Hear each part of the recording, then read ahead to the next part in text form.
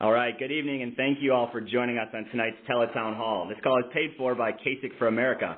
We're going to have a lot of fun tonight as we have Governor Arnold Schwarzenegger joining 2016 presidential candidate John Kasich to take your questions both online and over the phone. If you'd like to ask a question, please push *3 on your keypad or type the question right there on your webpage. Just push *3 on your keypad or type the question in on the webpage you're listening on.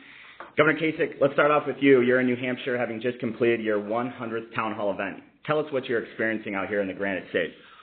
Well, what's really interesting is that people not only are concerned about your ideas, what's in your head, but they also want to know what's in your heart. And so what the town halls do, as opposed to the debates, is that people get to take the measure of you. Because while issues matter, they also want to know, whether you're a leader, whether there's somebody that they can trust. And I'm excited tonight because we have Arnold Schwarzenegger with us. He's been a friend of mine for, forever. And I use him as a good example. Arnold is a guy who people naturally gravitate to when they see him and they meet him because he's got strength and he's got conviction. And while the ideas matter, while and Arnold and I are both positive guys that want to bring people together and solve problems, not as Republicans and Democrats, but really as Americans, then people can sense that. And that's what's been so great about these town halls. And when you do 100 of them, it's pretty remarkable. And furthermore, I hope that as we travel around the country, because we're making our plans now to go to South Carolina, to Nevada, to the South, to Michigan, I hope that we can continue to do the same kind of things where people can ask questions, where they can take the measure of you, not only from your experience and your issues, but also the fact that you understand their problems, you can relate to them, and you can be in a position of where they can have some confidence in you. So I just want to bring Arnold into the conversation here. Like I said, I've known Arnold for a very long time, and most people, they know Arnold from an unbelievable career, both in bodybuilding, of course, movies, the governor of California. He's, of course, all of those things. But I will also, and a great Republican. I can remember him coming to Columbus, Ohio, and speaking to thousands and thousands of people on behalf of George Bush the First. He would show up, and people would just love it because not just because he was a movie star, and not just because he was a bodybuilder, but because he's got a great brain, and he has worked himself up from a guy from Austria into the skies now, and now he's promoting fitness all over the world, not just in the United States, but in every single continent, which is amazing. But one of the things that has always touched me about Arnold is he had a program called the After School All-Stars, which we now promote in the state of Ohio. And that is a program to take kids who might be wandering in the malls, getting themselves in trouble, and getting them in a situation where they can have guidance, they can have tutoring, they can understand physical fitness, but their lives are being changed as a result of his program. And when I heard about it, I said, Arnold, how can I get to be part of that in Ohio? And he told me, and we're doing it. So without any further ado, Arnold, it's great to have you with us tonight. Well, John, thank you very much, and hello, everybody. And it is really great to be part of this town hall here, which, interestingly enough, is you have done 100 town hall meetings, if I'm correct, right? That's correct. This is now 101.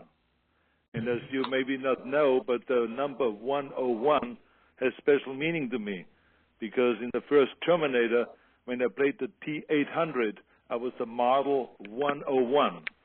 And what they said about that model was that it doesn't feel fear, it doesn't feel pain, and he can take a beating, and he absolutely will not stop, ever, never give up.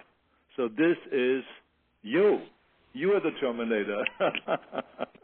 so I mean, it's like wild when I see you and when I hear you talk about not, being able to take a beating. And of course, I told you that line several years ago already. Before you ever thought about running for governor, you said to me, "What's the secret?" I said, "Well, love the beating." Love the beating, because that's what you're going to get from the press, because not everyone is going to like you. That's just the way it is. And you followed that principle. And the other one was that you always were very positive and upbeat. And that's what your whole campaign is about. And this is what is so refreshing. And the majority of people that come to me not only talk about the policy issue, but, most people forget about the little details that one says in those debates or interviews. But in the end, they walk away and say, this is a really positive guy, and he's a guy that doesn't just knock everyone else like the others do. He talks about the issues, and he talks about the future of this country, and that's what I want to hear. So I think it's a refreshing campaign that you have, so I want to congratulate you. But I just want to tell people, I said, how did I get involved in this now? Well, John basically just wanted to have someone stand with him, his favorite Republican. He wanted to have standing with him. Someone that is a true leader, a great conservative. But McCain was not available, so he said, Arnold, can you jump in here and do this? But anyway, so the bottom line is I'm very excited to be supportive here. And, people always ask me, what is it that you like about John? And I said to him, look, there's very simple things that I like about him. And I can go and just mention some of them to you right now before you get into the questions, or if I have any. I mean, John is a great leader. He's a fiscal conservative. He's uplifting and very positive. He's inclusive. He's a uniter and not a divider. He doesn't listen to the naysayers, which is very important because you hear all the time when you want to do great things, it can't be done. And whenever they say to John, it can't be done, he does it.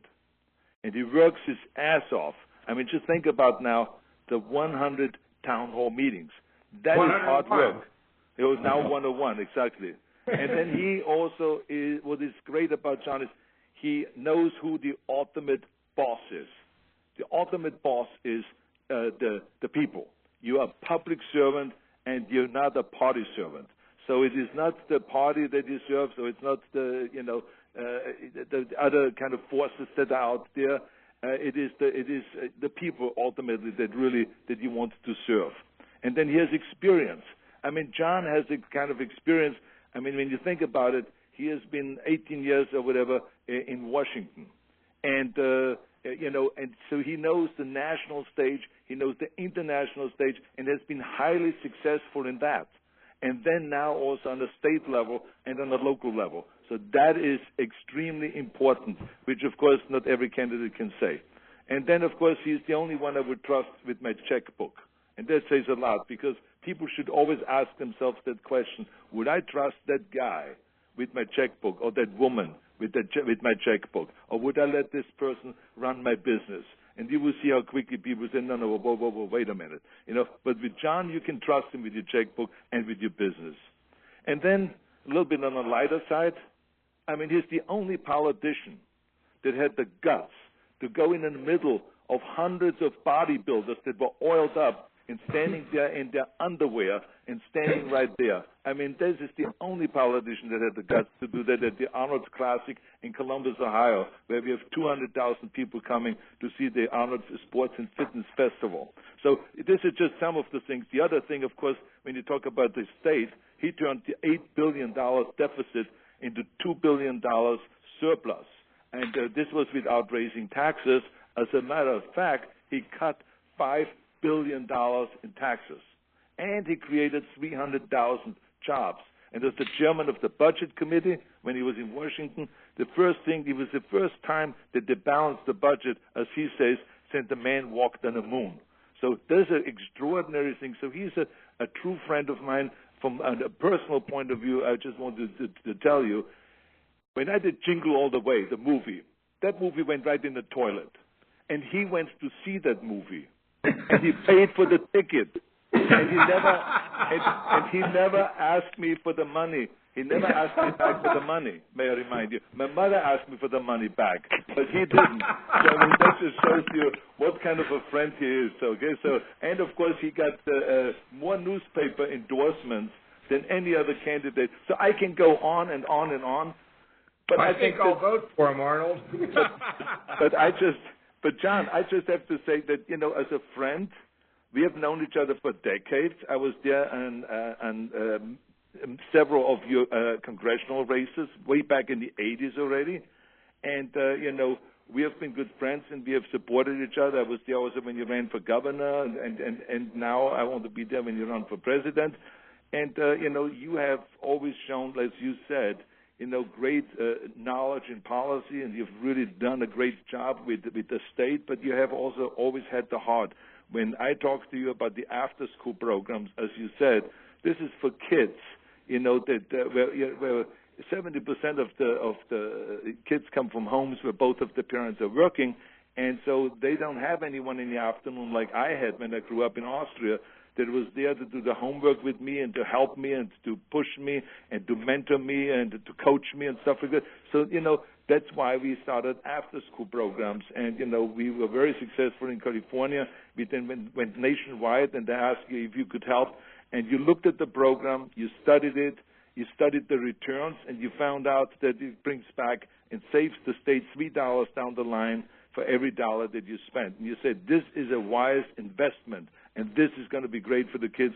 I'm in, and I'm going to put money in. And you have put money in, a lot of money for the program. And so I will never forget that, because you do have a heart, and I think those kind of programs are very, very important. And, of course, you've been such a great supporter with the Arnold Classic, with our Sports and Fitness Festival in Columbus, Ohio, which we have had now for 40 years. And in every single way, you have given me advice. When I was governor, you always were there. So anyway, I'm happy to be part of this phone discussion and this phone town hall meeting. Well, Arnold, what can I say? Let me, to the ladies and gentlemen that are listening, Arnold just didn't get involved with this, create this program. He's involved in the program. I mean, he shows up, and people go absolutely crazy. I've never seen. Well, it's because he's a natural leader, and people sense that he's a man of hope. And but Arnold, I wanted you to know that when we're riding on our campaign bus, every once in a while we'll drop down and do a minute and a half of planks right on the bus. And you know what the planks are, Arnold? That's where you gotta really have the arms, the core. You gotta get the legs. It's fantastic. So we're going to take a couple calls. Let's have some people. They might want to talk to Arnold. All right, yes, if you are just joining us tonight, we have presidential candidates in Ohio, Governor John Kasich and Governor Arnold Schwarzenegger on the line to take your questions.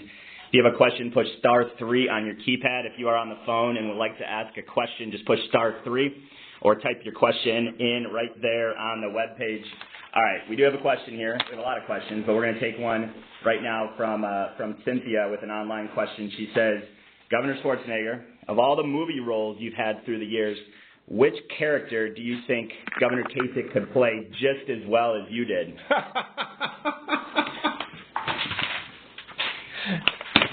Well, I think that the one that comes to my mind is, as governor, you have to play, of course, I think you can be the kindergarten cop because you're dealing with the legislature.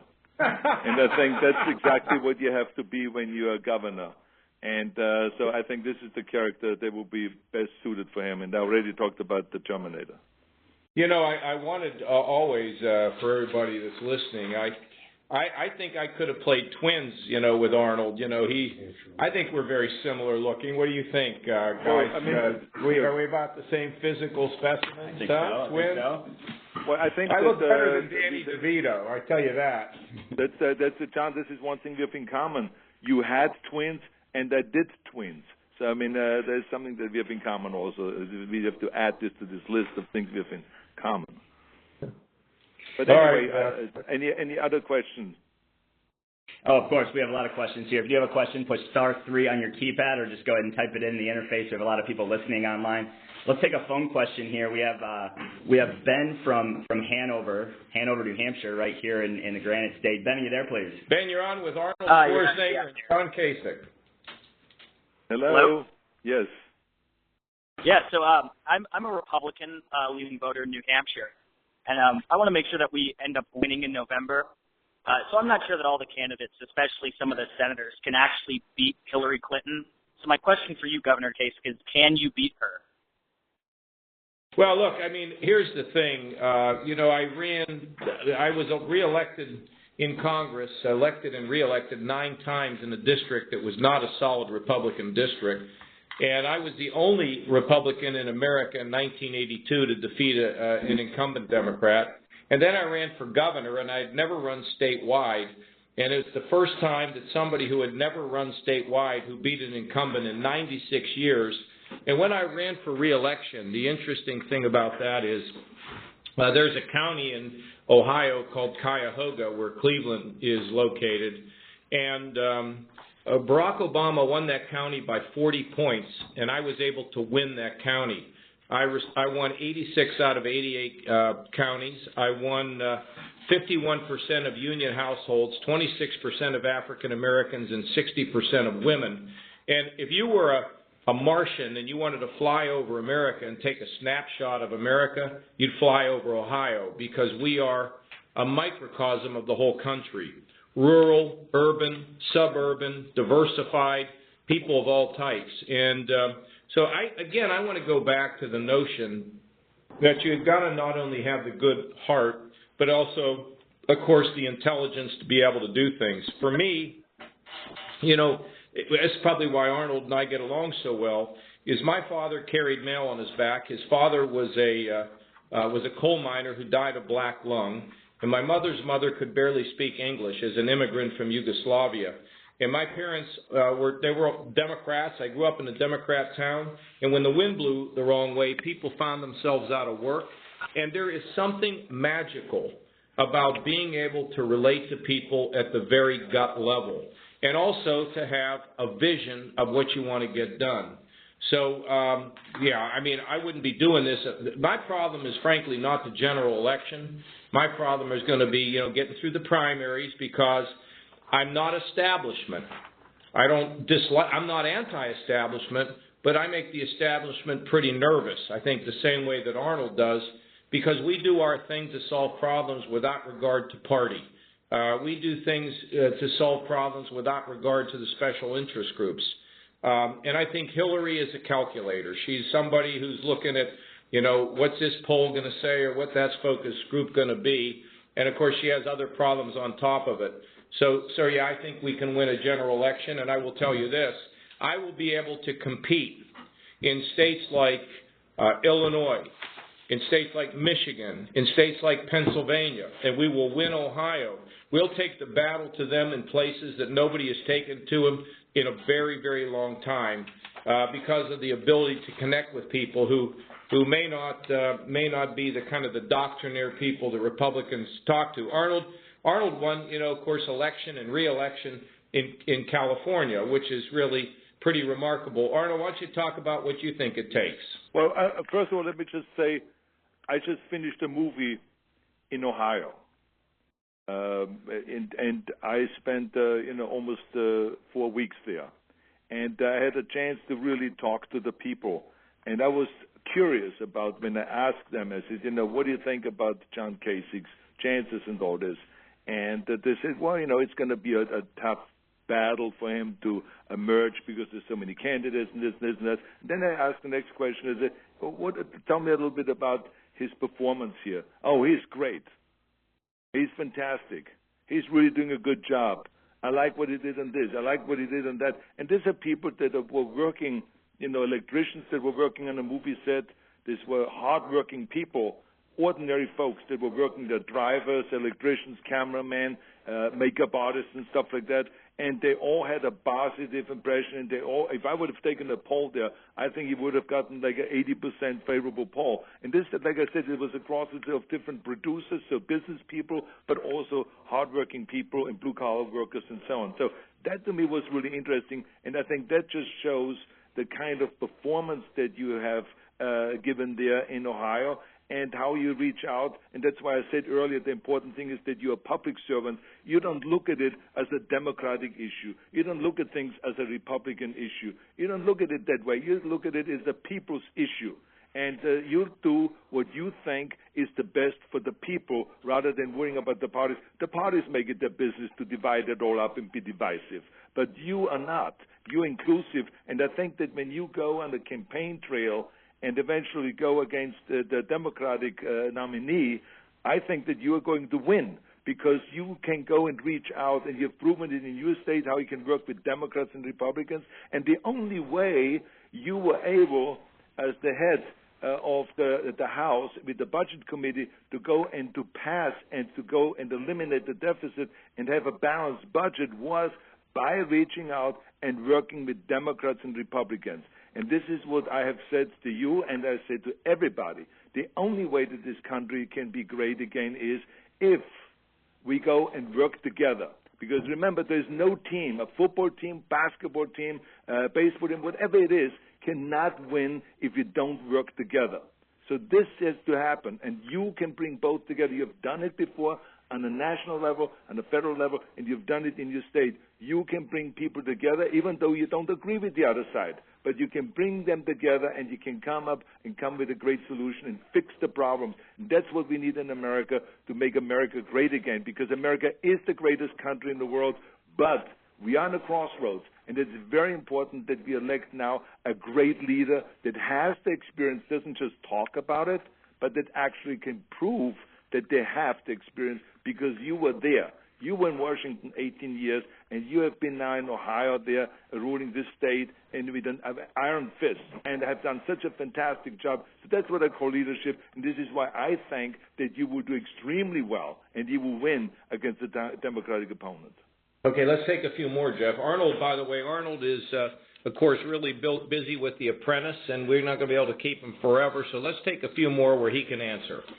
Okay, we actually have quite a few in the queue here about budget issues, and wanted to address that because both governors we have with us tonight dealt with budget messes in their state of California and Ohio. Governor Schwarzenegger took office and presided over by far the lowest average year-to-year spending increases in the past 45 years. Governor Kasich took office in Ohio and turned huge shortfalls into surpluses. How do we use those experiences you've had in your states to clean up Washington and balance our budget? Well, Arnold, why don't you go ahead and go first? Well, I think that one of the things, as I said earlier, that I like about you, John, is that you believe that you shouldn't spend more money than you take in. And I think this is what the bottom line is, that, we in Washington have not learned that. I mean, now we are almost at $19 trillion. When are we ever going to pay this back? So I want to have someone there that has the experience to balance the budget. I mean, this is what gives us then that extra money to go and start building infrastructure. I mean, this is the biggest problem. No one, very few people, you sometimes talk about it, John, very eloquently about infrastructure, but we got to rebuild this country. The infrastructure is falling apart. The bridges are falling apart. The roads are falling apart. We need more freeways. We need more lanes. We need to upgrade everything. We have cities around the United States that have 100-year-old sewage systems and water pipes and stuff like that. We have to upgrade all this, from electricity to transportation, air transportation, rail transportation, car transportation, because remember that the faster you move people and goods, that is economic power.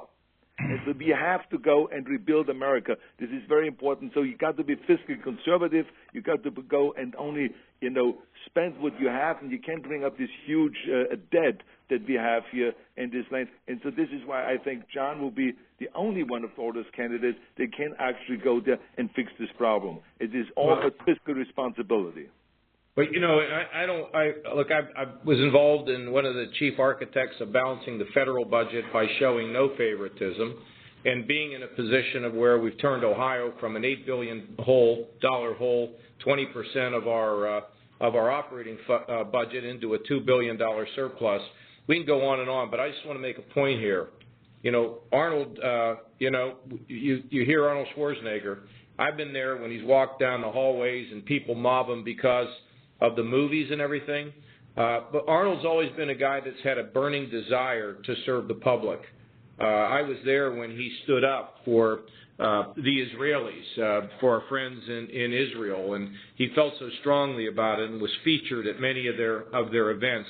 I remember when he thought about running for governor, and then when he won governor. I mean, this is an incredible guy, and you can see he's got real depth. And, that's why we're buddies. Jeff, take a couple more for Arnold before we got to let him go. Absolutely. We do have one in here from Jordan. Governor Schwarzenegger, Jordan wants to know if you heard about Governor Kasich's snowball fight in New Hampshire earlier today. No, I didn't hear about it, but I know that he's very good with sports. Arnold, I took some guys down today. No, I came out, and they actually threw a snowball at me. And, I'm not going to back down. And then I had a tackle. This guy was, he was there. He was weak. And I just had to take him out, and I knocked him down, and then once I knocked him down, of course these pack of real weaklings came and threw snow in his face and on his back. It was a glorious moment, and I even hit a couple reporters, Arnold. It was so much fun. Well, that's great. I'm so glad you have a great time. The thing is that because I know how you campaigned, and ladies and gentlemen, one of the greatest things that Arnold did when he was trying to relate to the members of the legislature and get his initiatives passed is he set up a smoking tent so people could come and have a smoke with him, because Arnold likes to smoke a cigar every once in a while. And look, the one thing that we both know is that politics is not just going to the dentist and getting a root canal. It's having some fun. Now, it's serious business, a serious matter, and you got to be focused. But at the same time, there's something about humor. There's something about having fun. There's something about being light at critical moments in time that provide the fuel for dramatic change. Jeff, go ahead. Give us another one. All right, I think we need to, let's take a caller from the phone. If you have a question, push *3 on your keypad, or go ahead and just type it right in there. Let's see. How about we have Corey on the line? Corey, I believe, is calling in from Oklahoma. Corey, you there, please? Corey? Yes. Corey, what's your question? Governor Kasich, I was going to ask, what would be your first step in balancing the federal budget? Well, look, let me answer this quickly, as we're going to run out of time with Arnold. He's got to get back on the set and do The Apprentice. But, sir, within the first 100 days, I would send to Congress a freeze on all federal regulations except for health and safety. I'd have a vice president review all the regulations so we're not stepping on small business. I would take the personal income tax, reduce it to 28, 25, and 10, 3 brackets with the capital gains of 15. Business taxes I would reduce to 25 and not double tax the profits that businesses pay overseas so they'll bring their money home and invest in America. And then also we would restrain government and have the growth of Medicare go from 7 to 5 and Medicaid from 5 to 3. Put, of course, more money to rebuild the defense while reforming the Pentagon, and freeze all other programs, and at the same time send welfare, Medicaid, job training, education back to the states, which are the laboratories of experimenting.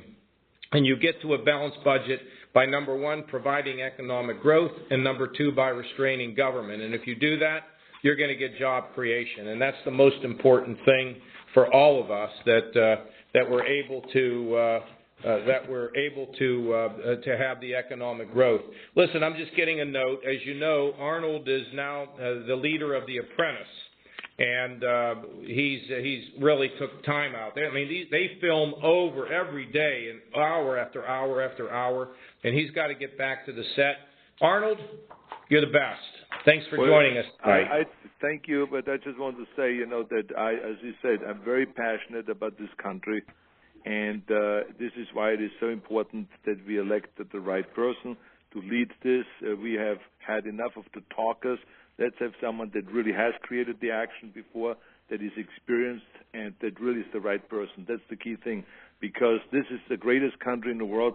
Me as an immigrant coming over here and having experienced firsthand how this is the land of opportunity, I wouldn't have been able to reach any of my goals and make any of my dreams become a reality if it wouldn't have been for America. And this is why I always was such a big believer in giving something back, if it is with Special Olympics or with after-school programs or running for governor then and being governor or whatever it is. I mean, I always wanted to give back, because this is so much fun to give back and to serve this country and to serve the people. And this is why I love what you're doing. I think you've the right energy, you're a positive person, so good luck with everything. So thank you very much, all of you. Thanks, Arnold, and God bless. Thank you. That's pretty cool, huh? I mean, he's a remarkable guy, and what I wish people could see about him is that you naturally gravitate towards somebody who's got leadership qualities, and he's really got it. And you cannot believe how people will mob him, even to this day, because they see something that's strong, something that they feel that they might be able to connect to live a life bigger than themselves, because Arnold always lives a life bigger than himself. So, Jeff, how about a few more questions? Yeah, I think we're going to stay on the line for a little bit. If you have a question, push *3 on your keypad. We have Governor John Kasich with us on the line taking your questions. We have a question here from Tommy in New Jersey. Tommy, are you still with us, please? Yeah, how you doing? Governor, nice to talk to you. I've been watching for a while now, and every time I see you up there, I'm like, he's my guy. How do I get him out of this quagmire here? And just anecdotally, every time I talk to anyone, my parents, my family, about who do they like, I always mention you. They always say they like you. We all really want you. But the question is, the hanging chad, like you've already made mention. And my question is, you're in New Hampshire. How do we get you through and keep you all the way to the convention, and then some of these other knuckleheads blow out? Well, Tommy, here's the thing. As you heard tonight, I've now doing 101 town hall meetings. Here in New Hampshire, we have a great team of people on the ground. And in politics, it's about the ground game. Like in football, it's on the line. In basketball, it's under the boards. And in politics, it's just blocking and tackling. And Senator Gordon Humphrey, who's a former senator from New Hampshire, says we have the best ground game in 40 years. Now, look, I'm not a celebrity. I'm not in the New York media market. I didn't have a network television show. I was not, I'm not in Washington. And so people really don't know me. So if we can come out of New Hampshire strong, which I believe we will do, then I'm going to get my moment to communicate, and people will know that my name is Kasich and not Kasich, or Governor of Ohio. I swear some people think my name is Governor of Ohio. But look, we're going to have our moment, and we're going to be able to carry on and talk about the things that matter to people, which is somebody who knows how to land the plane even when they're in the process of reforming. Tommy, thanks for your question. And you certainly can direct your friends and family to go to johnkasich.com/join-me, johnkasich.com/join-me to see Governor Kasich's latest TV ad and help us build on the momentum here in the Granite State and beyond. Speaking of New Hampshire, let's take a question here from James in New Hampshire. James, are you with us, please? Yes, thank you. Governor Kasich, a pleasure. Thank you for having this forum. It shows what retail politics is really all about here in the Granite State. There's a couple of things I wanted to mention. First of all, I was very impressed with some of the local endorsements that you've gotten here in New Hampshire. That's kind of tilted me a certain way, especially Tom Rath, who might not be a household name, but the man who I know who is incredibly astute politically. And the question I wanted to ask you is your perspective on the Ron Reagan-Tip O'Neill relationship, and how do you envision that? How do you see that? Well, look, I was there. I worked with Reagan. I was elected at the age of 30, and I met Reagan the first time in 1976 when I was just a kid. But then I actually got to work with him when he was president, and I got elected to Congress. And look, the fact is that Reagan and Tip O'Neill could not have been farther apart philosophically. But they came together as a couple Irishmen who thought it was important to save some programs, including Social Security, where they worked together to get that done. And, at the end of the day, when you are in government, your proudest moments are when you do things that really solve problems. Your proudest moments when you look back are not because you made an inflammatory speech or you beat somebody in a debate. It's your proudest moments is when you look back and say, I used my time well. And I think that's exactly at moments what Reagan and Tip O'Neill did. They said there's certain things that have to happen for our country, and even though they had deep philosophical differences, they were able to figure out how to come together at critical moments and, for example, to extend the life of Social Security. So it's a good question. It's an interesting thing, and I just hope people can learn from that, and I certainly intend to spend time with people of both parties to solve some of our toughest problems. Well, if I may, there's been a total lack of leadership out of the White House in the last 8 years. I mean, how many times has he actually gone to Congress to work with Congress? Because that's the other of the three legs in our government. But the thing with Tip O'Neill and Ron Reagan, those gentlemen were statesmen, much in the same fashion that Jerry Ford was a statesman, and he put country above everything else, above petty partisan politics, and that's what needs to happen, and that does not happen now. I mean, it's sickening, and that's why Congress has such a poor rating in the public, because we need that kind of leadership. And I don't know how the House is going to go, but I mean, a lot of that can come from 1600 Pennsylvania Avenue. No, and it would be my hope that you would be able to bring that, to make that happen, to provide that kind of leadership. Well, James, I've done that throughout my career. When I did the balanced budget, of course, I did it with the Bill Clinton administration with Senator Domenici, a senator from New Mexico, and we got to a balanced budget, and jobs were being created, and we put the country first. Well, just a word about Gerald Ford, because sometimes we don't realize what he did. After Nixon was impeached and he became the president, he pardoned Nixon. Many people think that because he did that, it cost him the chance at re-election. But I think Jerry Ford realized it was more important to be able to move forward and heal the country than to have this open wound there that people would pick at. And what we know about Reagan, O'Neill, and Ford is they're all gone. And sometimes in life we want to cling to life and think that today's the most important thing. But life is but a breath, and it's what you do with it when you're here. And those guys were people that really promoted our country and agreed to disagree at many times, but at the end, doing the right thing. James, thank you for your question. We do have time for a few more questions. Let's take one very quick from Kathy. Kathy, you on the line, please? Yes, I am. Good evening. Hi, Kathy. Hi, how are you? Governor, I'm a big fan, like your caller from New Jersey. I do spend a lot of time talking to people about what a great person you are, and I always say that you're the 3C, and what I mean by that is you have compassion, courage, and common sense. I'm also an active member of the Latino community in our state, and I really would like to know what message you would like to pass along to our country to bring people together and to try to heal some of the divisiveness that we have among different cultures and people from different backgrounds. Well, one of the things that I've been most pleased about in my state is the ability to give some element of hope to the African American community, to get them in a position of where they feel that they're included, whether that has been reform of the schools, whether it's been set-aside programs that have allowed our minority businesses to be able to develop entrepreneurship, whether it's criminal justice reform. All of these things together have brought a sense, in large parts of that community, of a sense of hope.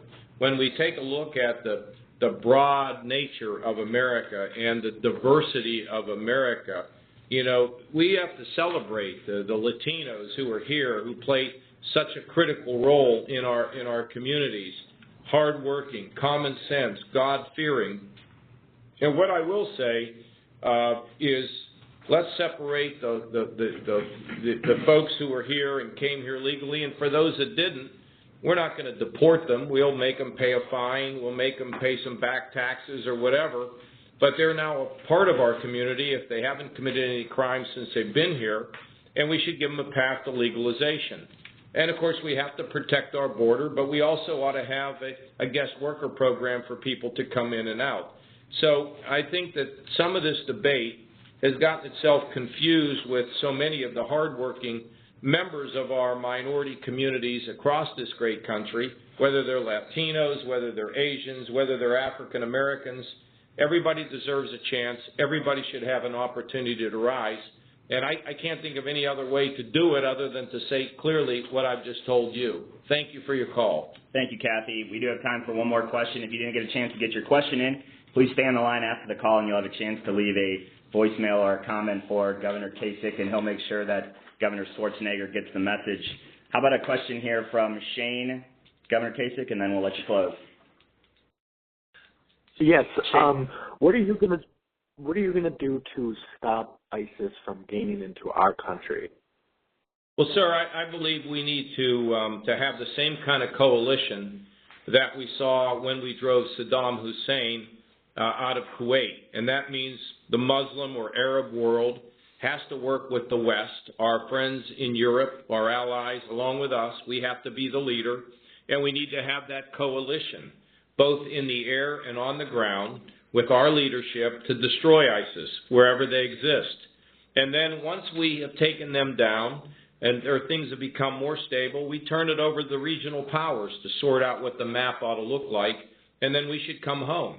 And to think we're going to convert everybody to our way of life is not something that I believe in. I don't believe in nation building. I don't believe in civil wars. But it's clear that we have to destroy ISIS. And then here at home, we have to make sure that our counterterrorism task forces, which are made up of the FBI, Homeland Security, state and local law enforcement, have the tools and the resources they need so they can disrupt plots from people here within our country who mean us harm, and to make sure that they have what they need to keep us safe.